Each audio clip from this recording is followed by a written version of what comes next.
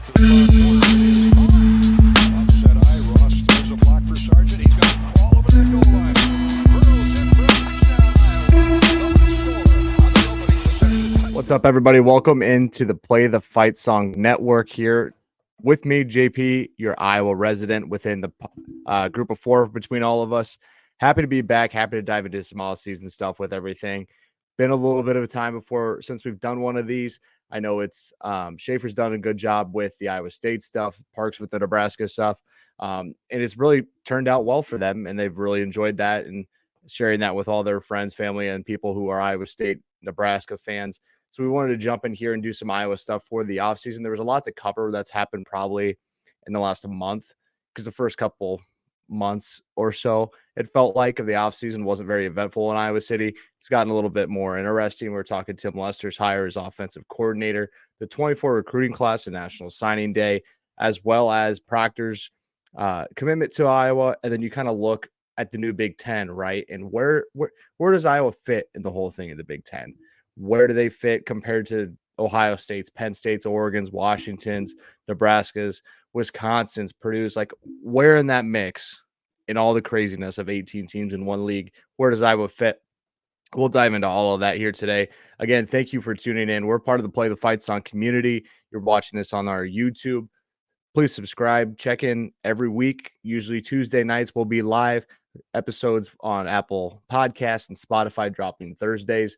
Been a ton of fun. We're going to keep you covered all the way through the offseason, into the preseason, and all through every game, every Saturday, probably Wednesday through Sunday that first week, and then just continue on through the whole thing. But TikTok, Instagram, Twitter, still call it Twitter, yes, Facebook, everywhere. Please follow along with our journey. So let's jump in quick here. First things first, Tim Lester's first press conference as Iowa's OC was this week. A lot of it seemed to go well. Like, how do you, as Tim Lester, come into a situation where not a lot of fans were happy about the hire or excited about the hire, kind of indifferent for the most part? How do you come into a press conference and change momentum, change a fan base's mindset in the whole thing? And I thought he did a pretty good job of it, but how did he do it? I mean, let's talk about that a little bit. A big part of this whole thing was, what are we really getting out of this hire? Are we getting another Kirk Ferentz-led, he's calling the shots offense with a new face that we can pin it on rather than Kirk? Or are we getting the guy that can update a scheme and really modernize an offense that's going to be good at in the line of scrimmages, controlling the football, and just modernize it to make it helpful to win football games? So you could win games at a national level instead of a situation last year where you beat everybody you're supposed to. Anytime you played somebody who was probably better than you or favored against you, you just got smoked. And it was incompetent on offense, right? How do you get your spot, your team and your side adapted to that? What did that hire really mean? Kirk in the presser said open to anything. That's what he said. He said he's open to ideas, all ideas. I think we've heard this before from him, but I think he was, I truly take him for what he said and said he's open to things. Now, open to things is a lot different than saying things are changing, because things aren't going to change dramatically. They're not going to go 5 wide. They're not going to go super up tempo, but they might modernize some things, give RPO options. They might be able to get some more receivers and running backs in space rather than trying to run off tackle 4 or 5 times on a drive and have it sniffed out easy. Let's update the passing tree. Let's update the playbook and the play action game, because it felt like the pass game was, a lot of it was just screenplay the last couple of years. And so he's open to it. That's great to hear. Like, I just think we need to take him for what he's saying, and then take it with a grain of salt, though. Like, see what really happens in the spring when you watch the spring game, or you're watching tape from spring and hearing things, rumblings from camp.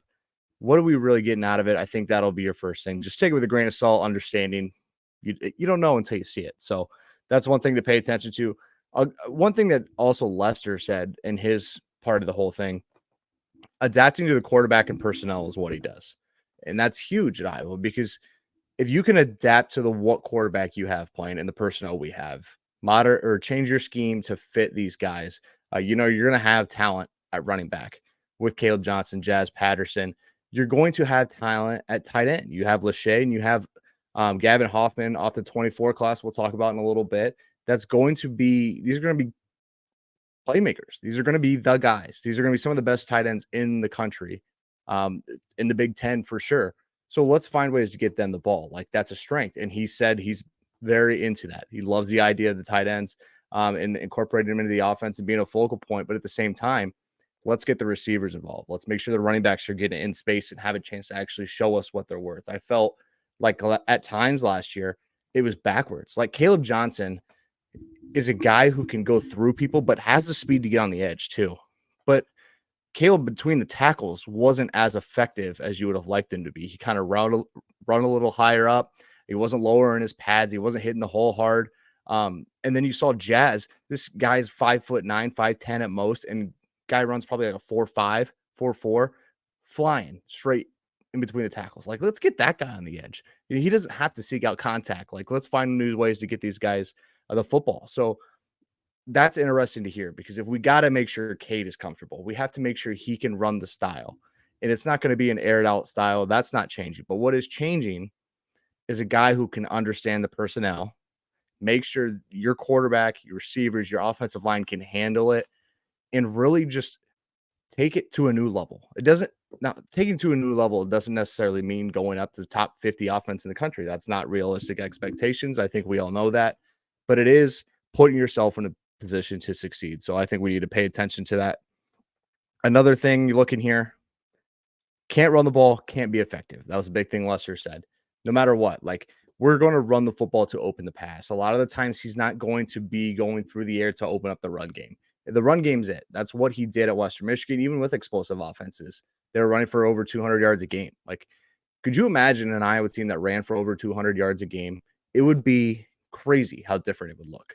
The stress you would take off the defense and special teams would be ginormous. It would be insane to see that kind of offense. Now, I'm not saying we're going to go out and run for 200 yards a game, because this is the Big Ten, not the MAC. A little bit different, but it is something to pay attention to, right? Like, if you get 150 a night or 170, somewhere in there, that, I mean, it is crazy how much that changes. So something to pay attention to there, I think, is it's of the utmost importance that this team runs the football well, and I think Tim Lester gets that. So very happy with his first presser. I thought he came off really well. I thought he presented himself well, and the media was a big fan of it, and very happy with what he did. So I think the fan base should be as well. Again, we'll see in the coming weeks, coming months, what it actually looks like and if it changes much. But next thing we're going to jump into is that 2024 class. National Signing Day was this week. Iowa had a good class, actually ranked 32nd, 33rd, somewhere in that, for this class. And I think that's a good thing. Like, that's where Iowa sits. But where Iowa does not sit usually is getting these 4-star tight ends, your 4-star skill guys. And they got a 4-star quarterback in this class. That's where we'll start things off. James Reeser, a 4-star quarterback out of Florida, has been described to me, and what I've looked into, right, as an incredible runner, an incredible athlete. The guy has 4.4 type speed. He's tall, lanky, but he's not the best and well-established passer that you might see in some situations. So he's going to have to grow into that. But to have an athlete like that at Iowa at quarterback, it could be a game changer, but let's just see how he develops. It's going to be super exciting. He'll be on campus I say stacked. I was going to say stacked, but when I say stacked, I meant full, not stacked as in like elite talent. I just want everybody to realize that the quarterback room is stacked with a lot of people, not stacked with a ton of talent at the time. But it's going to probably be Cade, Deacon, Marco, the Reeser kid, and then they might go hunting in the portal in the spring window for another guy to help out. But in a lot of cases right here, I just think he's coming into a room that he still has a chance to play in 2 years. Like, what's to say after Cade's last year here in 24? What if Marco doesn't take the step forward? We know what Deacon is. I'm sorry. I don't see Deacon Hill as a quarterback at this level anymore. It's just a fact. What if he takes a big step in year 2 and James Reeser's a sophomore or a redshirt freshman that explodes in the fall and then in spring and then in the summer and just gets really, really, really good? Like, what if that happened and we had an athlete like that at quarterback? I think it'd be very interesting. But I think Marco or Cade are my two that I'd love to see in 2024. But James Reeser, one to pay attention to. Absolute freak of an athlete. Next up, Gavin Hoffman, 4-star tight end. This is another one. This is a great grab for Iowa because the kid is giving me a lot of Noah Fant, TJ Hawkinson vibes, where maybe they need like a year or so to kind of grow into their body, get a little bit bigger for the Big Ten, ready to go. But he's that kind of athlete, right? You remember how good Fant was and how athletic he was. And then you look at TJ, did the same thing with stickum hands and incredible blocking. So I think he is a little mix of both of them. Very athletic kid. I like Lachey maybe is right on this, right on par. It's an Iowa tight end. You know what you're getting out of all of it. Super pumped to see this guy. I mean, I don't think he's plug and play, but I think he is. Get some snaps this fall. Probably keep your red shirt, and then 2025 he's going to be a starter. I think he's that talented. So big get there. Some other names that I just want to go through that I thought were important. The Drew Weiskopf, linebacker from the state of Iowa. He's a big one to get. If Iowa can home grow linebackers like they have Jewel and all these guys through the years, it'd be incredible. Like just another great Iowa linebacker would be awesome. Joseph Anderson, an edge guy, 4-star from Texas, excuse me. I believe he's from Texas. I can't remember off the top of my head, but he would be nice. We need edge pressure. That's something we lacked last year. It's something we need back in that defensive scheme to really help and take that defense another level. You kind of saw where the drop-off was from this year to last year was the ability to get pressure to the quarterback. So any edge guy is a good edge guy here, in my opinion, for this team. Let's jump to the portal help. Like talking about the spring portal window now that would be coming after spring ball. You're going to find a lot of guys around the country who go through spring ball, maybe with a new head coach. Maybe they're giving their program another shot. Like they contemplated it in the first window, but they really weren't sure if they wanted to take that leap quite yet. So they go through spring ball. Maybe they find out that, yes, I do want to find another program to call home. What does that mean for Iowa? Who could be leaving? I'm not sure, but it is a possibility you see some of these guys leave campus in the spring window. It's possible that Iowa goes hunting in the spring window for people, right? The scholarship situation is pretty tight, but when you look at the quarterback room, for example, this is what I was thinking here. Reeser's probably going to get redshirted. Cade, one and done here. Deacon, how confident is Kirk and Deacon now, right? And then Marco. So do they hunt another quarterback in the portal? I'm not so sure about that one, but I could see it. Maybe they go looking for offensive line help. That's one I wrote down. The offensive line got Proctor. Proctor's a big get, right? He locks down a left side of that line. You know what he doesn't do? The other 4 positions on the offensive line. And that's something we struggled the last couple of years. So let's make sure. I get everybody's coming back pretty much, but that doesn't mean they're getting better, right? Like experience doesn't always mean talent. Like it's just a thing that we need to pay attention to. So maybe they go hunt for a kid and grab one. It would be nice. If you look at Dejon Parker last year, came in the spring window, but he didn't play because he wasn't around campus enough. Basically, is what Kirk came down to. He didn't get on campus till the summer. He committed in the spring window, wasn't on campus till the summer, and it just didn't work out. The guy didn't practice enough, and it was like, well, we got this guy for nothing. It kind of felt like, but I'd like to see them try to find somebody that maybe can help them. There's going to be people out there. It's if Iowa has a scholarship space and the ability to do so through Kirk's eyes. Are you going to find another guy on the edge in a receiver position to help out? Like this is one where you don't have to be picky because you can't be picky when you're Iowa at receiver, believe it or not. All those kids that you think you would have to maybe nitpick and everything, they're not coming anyway. So let's go get some help from places. There's always talented receivers in this sport. Every level, the MAC, CAA, the Missouri Valley, the Big Ten, all over. They're all over. There's going to be a billion of them. I'd love to see us go get some more help. Caleb Brown has a chance to shine in this offense. Seth Anderson does as well.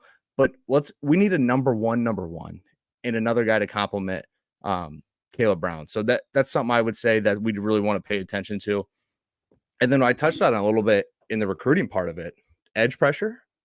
Like what if we went and got a guy on the defensive line who can rush the quarterback, really pin his ears back and go get somebody and change a 3rd and 5 or a 2nd and 5 to a 3rd and 10 or a 3rd and 11 or a big 3rd down sack.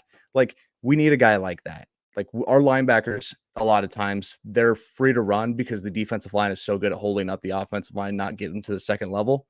But let's get a guy who can also rush the passer and not just take up space and eat up the middle. So that's what I think in the portal here in the spring. it'd be awesome. Like, drop your comments down below, wherever you're watching this, what you think Iowa should do in that spring window, or maybe even who. Maybe you have an idea in your head of a kid that's already in the portal, hasn't committed yet, or will be in the portal in the coming days and weeks that you think Iowa should give a shot to. I think there are plenty of names out there, and it'd be interesting to see what everybody's saying. So, last thing we'll cover here, Iowa and where Iowa fits in the new Big Ten. This is like the Miller Diet question for the next couple of years before you really find out who's the class and cream of the crop of this new conference, basically. So, to look at where Iowa is in the new Big Ten, let's assess the 4 new ones, right? USC, UCLA, Washington, Oregon. Now, when you look, let's start at USC. USC, in a lot of cases, right, has been built to win football games like halfway. Like somebody started the job and just stopped 50% of the way through because they can't play special teams. They haven't been good defensively. And now they're going to come into the Big Ten and try to out physical people. That's just not how this game works. And they could play Purdue. They could go play Wisconsin. They can go play Penn State, Maryland. They're going to find out, no matter who it is in the Big Ten, that they're going to get hit around a little bit. So it's something to pay attention to. I think Iowa's in a better spot than USC right now. Personal opinion, I do. Lincoln Riley did say he was completely changing how he goes about his offseason plans, in-season practice plans, making it more defensive, making it more, centered around defense and what they can do to win games because they can light the world up on offense, but it doesn't matter if you can stop nobody. So that's their new plan. I don't know what it'll look like in the future. Like I've got to believe or see it to believe it for Lincoln Riley and a good defense. So that's USC, UCLA, man. We're on the heels of Chip Kelly deciding to become offensive coordinator at Ohio State after he's flirting with some NFL rumors. I think they are the worst off out of anybody coming into the Big Ten here. I don't love their situation. No Chip Kelly. You were trying to bully Chip Kelly out of LA. This is not UCLA of like yesteryear. This isn't Troy Aikman UCLA. This is not that team. This isn't even a Dorian Thompson-Robinson UCLA team anymore. This is a UCLA team that is going to lose a lot, I assume, with Chip Kelly leaving in that spring window. And they're in a recruiting hotbed. Can't recruit. They never have, not at a high level. And then when you look at it from the outside, like fan support, when they start seeing Big Ten teams come there and it's empty and it's 90% red and white, 90% black and gold, 90% green and gold if you want to go Oregon too. It's just going to hurt this program. And so I think they're in a really bad spot to come into the Big Ten now. I was indifferent with Chip Kelly there. Without him, I'm sorry. I don't see it. And I feel like I'm not offending anybody because nobody's a damn UCLA Bruin fan anyway. Washington here. Washington one's an easy one for me to assess here. And it's because I like the hire. I don't know if it'll work out. I think they are perfectly 7. I'll go 6 to 11 every year. So that's where they'll be in the Big Ten, right in the middle. Not great, not bad, right in the middle. And until I see this new Washington with no DeBoer, I see a Jed Fish-led Washington team, I'm just going to be indifferent because this is not the same Washington team you saw go to the playoff and play for a national title. This is a Washington team that 6-6 wouldn't be that bad right now, if I'm being real with you. So I think Iowa's in a better spot than them as well. Last one, Oregon. Oregon is top cream of the crop already. They walked into this conference as a top 3. Michigan, Ohio State, Oregon were probably where you see everything. So Oregon's good. Dan Lenning's a great coach. They recruit the hell out of it. They got unlimited resources, a great home atmosphere and fan base. They're already on a national scale playing at one because they ran the Pac-12. It felt like it's Oregon, and it's a different kind of Oregon. This isn't Chip Kelly Oregon or Helfrich Oregon. Like, this is an Oregon team that'll punch you in the face, and I think they're ready to go for the Big Ten. So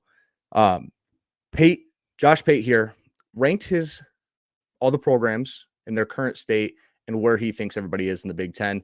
Iowa at 7, which is technically tier 3, just outside of Wisconsin or above Wisconsin, who is tier 4, the start of that. Iowa at 7, I don't have a problem with. I have a problem with it being under USC. And I think a lot of that is what you're getting out of Iowa and you see the potential at USC, but at USC is not a better program than Iowa is. So that I would just say that I think 5, 6, 7, I'd hear. I think he had Washington above us too. That's probably a lot more based on DeBoer's couple years at Washington and not where Iowa has been. So I'd put them above them as well. But the problem with some of that is like it's so subject to change on a year in, year out basis. Wisconsin being below us, Nebraska being below us, USC being above us. Like these are all things that could change very quick. And so that's just kind of the revolving door of the area. If you go 5 through 8, 5 through 9 in the Big Ten. So I see Iowa personally as a top 6 program in the Big Ten in the future. Now, I think you can give the first 3 slots to Oregon, Michigan, Ohio State. I'm not going to hand that to Penn State. I'm not going to hand that to anybody else. I think teams will jump in and out of that top 6, probably that 4, 5, 6 slot, depending on the year, a couple year runs. But Iowa should be in there every year. I think if everything goes as it should, actually, I take that back. As we hope it will on the offense and they get better throughout the years, there's no reason top 6 isn't where we are. By the way, top 6 doesn't mean you are beating these teams every year. It means you're in contention to beat them every year. You're fighting for a conference title, right? You're fighting for a 12-team playoff. So it's something to pay attention to there. Last thing that I will talk on with this is the new gap in resources in recruiting in the new Big Ten. Indiana, Purdue, Northwestern, UCLA for that matter, Maryland, Rutgers. There's going to start to be a gap that's built, and it's going to be a little unhealthy for this conference. That's the problem with big conferences, right? Schools with resources, a good program, a high alumni base, it's going to start to really outweigh some of these other schools. And it's going to be a lot tougher for them to win, if I'm being completely honest with you. Like everybody from the bottom to let's say the 18th best team in the Big Ten to about 13 or 14, those are going to be schools that don't have a lot of resources, not a great program tradition. They're not going to be great recruiters. That's a problem when all that stacks up in an 18-team league. The rest of the conference, I really feel like they are 12, 13 teams in this conference that have all these resources and stuff. And you can look from Madison to Eugene all the way to Happy Valley. Everybody has resources and things at their disposal. Iowa City and what the Swarm has been doing has been electric.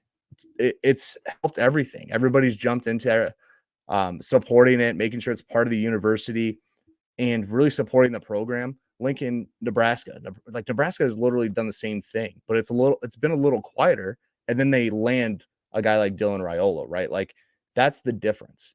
Dylan Raiola in a situation where you flip a kid is not going to happen at Maryland anymore. It's not going to happen at Rutgers. It's not going to happen at Northwestern.